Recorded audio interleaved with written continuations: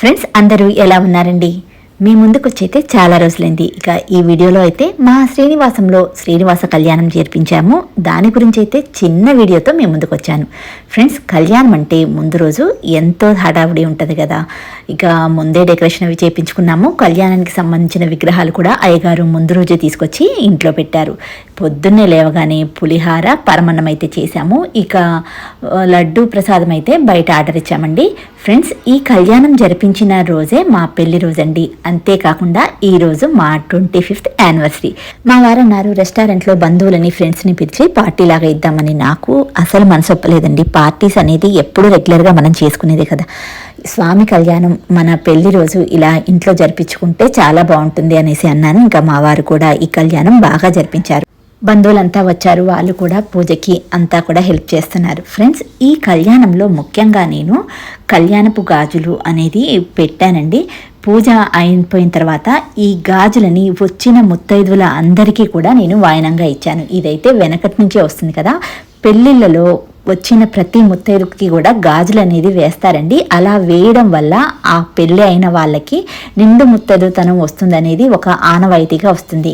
చాలామంది ఇలాంటి ఆచారాలను కొట్టిపడేస్తారు, కానీ నేను వీటిని బాగా నమ్ముతాను. ఫ్రెండ్స్, ఇలా పూజకైతే అంతా సిద్ధమైపోయింది. ఇంకా పూజ స్టార్ట్ అయిపోతుంది. ఫ్రెండ్స్, ఈ పూజలో జరిగే తంతులు ప్రతి ఒక్కటి కూడా పెళ్లిళ్ళలో జరిగే తంతులాగే ఉన్నాయండి.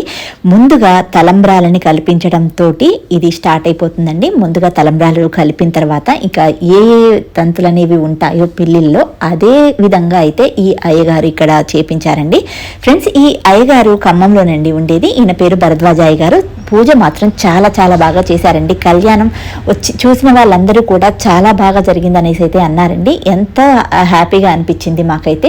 ఇంత హ్యాపీగా ఉండే టైంలో ఒక చిన్న బాధ అండి. మా అమ్మాయి మాతో పాటు లేకపోవడం. స్టడీ పరంగా బయటికి వెళ్ళేసరికి ఇక్కడికి రావడానికి అయితే వీలు పడలేదు.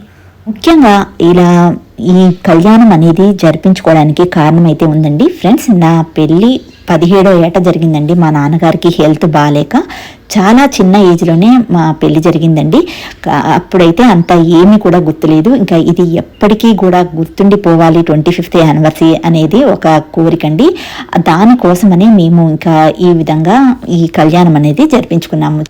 చిన్న చిన్న ఆనందాలే, కానీ అవి జీవితాంతం గుర్తుండిపోతాయి. నేను చెప్పింది నిజమే కదా ఫ్రెండ్స్. ఇక స్వామివారి హారతి చూస్తుంటే గర్భగుడిలో స్వామి హారతిని చూస్తున్న ఫీలింగ్ అయితే ప్రతి ఒక్కరికి కలిగిందండి. ఇలా పూజ అనంతరం స్వామివారికి వేసిన దండల్ని అయ్యగారు మాతో మార్పించారు.